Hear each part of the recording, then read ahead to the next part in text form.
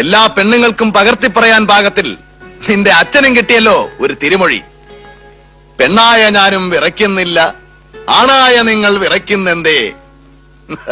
ചതിയൻ ചന്തുവിന്റെ കൊടും ക്രൂരതകളെപ്പറ്റി നിങ്ങൾക്ക് എന്തറിയാം? കൊടുംചതികൾ പിന്നെന്തൊക്കെ പാടി നടക്കുന്നുണ്ട് പാണർ നിങ്ങളുടെ നാട്ടിൽ? കൊടുന്തിരപ്പള്ളി അമ്പലപ്പറമ്പിൽ ഗ്രാമപഞ്ചായത്തിന്റെയും ICDS നിർമ്മാണം പൂർത്തീകരിച്ച സ്മാർട്ട് അംഗനവാടിയുടെയും ഉദ്ഘാടനം MLA രാഹുൽ മാങ്കൂട്ടത്തിൽ നിർവഹിച്ചു. പ്രതിഷേധങ്ങളില്ലാതെയാണ് ഈ പരിപാടി നടന്നത്.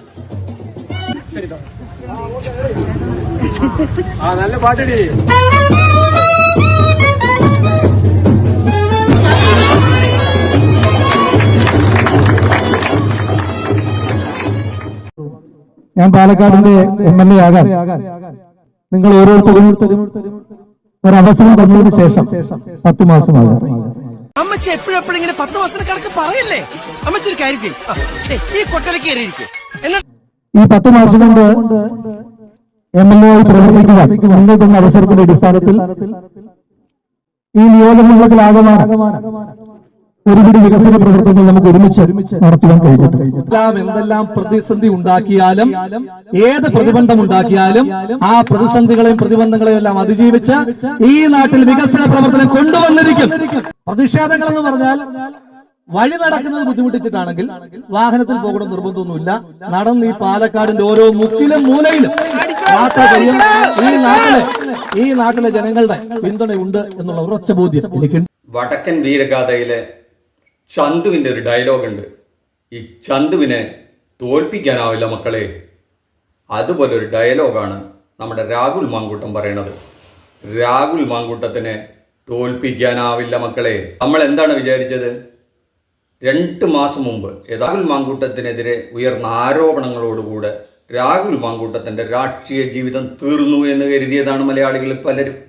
രാഹുൽ മാങ്കൂട്ടത്തിന് നല്ല നിശ്ചയമായിരുന്നു, ഈ ആരോപണം ഉന്നയിച്ച ഒരാളും ഒരു കേസും കൊടുക്കാൻ പോകുന്നില്ല എന്ന് വളരെ കൃത്യമായി അറിയാമായിരുന്നു. ഒരു ചുക്കും സംഭവിക്കില്ല എന്ന് രാഹുൽ മാങ്കൂട്ടത്തിന് വ്യക്തമായ ധാരണയുണ്ടായിരുന്നു. തന്നെ എന്തെങ്കിലും ചെയ്യാനായിട്ട് മലയാള മണ്ണിൽ ആണൊരുത്തൻ പിറന്നിട്ടില്ല എന്നും രാഹുലിനറിയാം. വടക്കൻ കഥയിലെ ചന്തുവിനെ പോലെ 18 അടവും പഠിച്ച് പയറ്റി തെളിഞ്ഞവനായിരുന്നു രാഹുൽ മാങ്കൂട്ടത്തിൽ. ആകാശത്ത് നിന്ന് പൊട്ടി വീണവനല്ലായിരുന്നു. KSUവിലൂടെ വളർന്ന് യൂത്ത് കോൺഗ്രസിന്റെ സംസ്ഥാന പ്രസിഡന്റായി വന്നതിന്റെ കഥയൊക്കെ മലയാളി മറന്നു കാണില്ല. കോടതി വരെ കയറിയ കഥയാണ് അതിന് പറയാനുള്ളത്. അതെല്ലാം പയറ്റി തെളിഞ്ഞു വന്ന നേതാവാണ് രാഹുൽ മാങ്കൂട്ടത്തിൽ. അപ്പോൾ വീണാൽ എഴുന്നേൽക്കാനും അറിയാവുന്ന നേതാവാണ് രാഹുൽ മാങ്കൂട്ടത്തിൽ. ഈ കഥകളൊക്കെ മെനഞ്ഞുണ്ടാക്കിയതിൻ്റെ പിന്നിൽ എൻ്റെ വളർച്ചയിൽ അസൂയ പൂണ്ട ഒരു വിഭാഗം, ആ പാർട്ടിയിലെ തന്നെ ചിലരാണ് ഇതിൻ്റെ പിന്നിൽ പ്രവർത്തിച്ചതെന്ന് രാഹുൽ മാങ്കൂട്ടത്തിന് നന്നായി അറിയാം.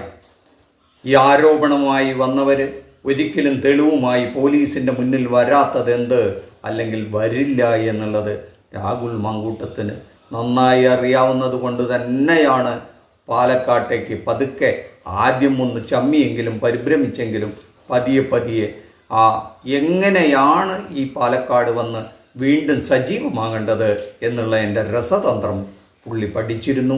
അതനുസരിച്ചാണ് ആദ്യം ഒരു സ്വകാര്യ പരിപാടിയിൽ പങ്കെടുക്കാനായി പാലക്കാട് എത്തുന്നത്. നിയമസഭയിൽ പ്രത്യക്ഷപ്പെടുന്നു.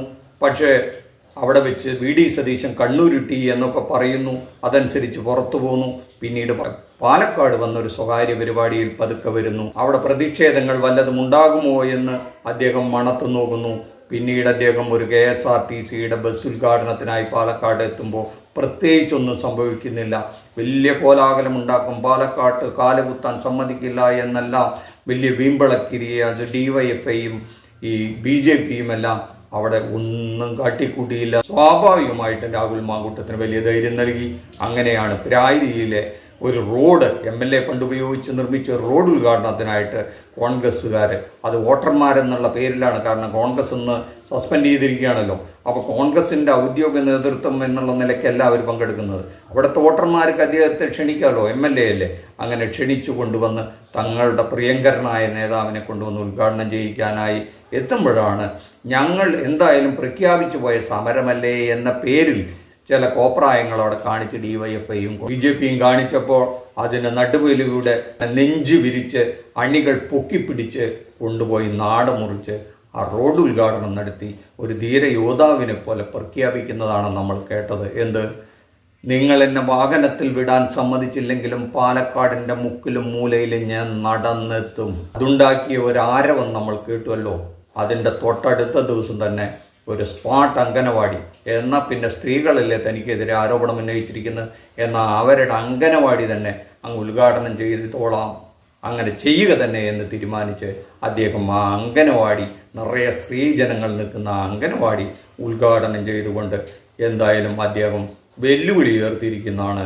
രണ്ട് വിധത്തിലുള്ള വെല്ലുവിളിയാണ്. ഒന്ന് കോൺഗ്രസ് നേതൃത്വത്തിനാണ്, അത് തനിക്കെതിരെ നടപടിയെടുത്ത VD സതീശനെതിരെയാണ്.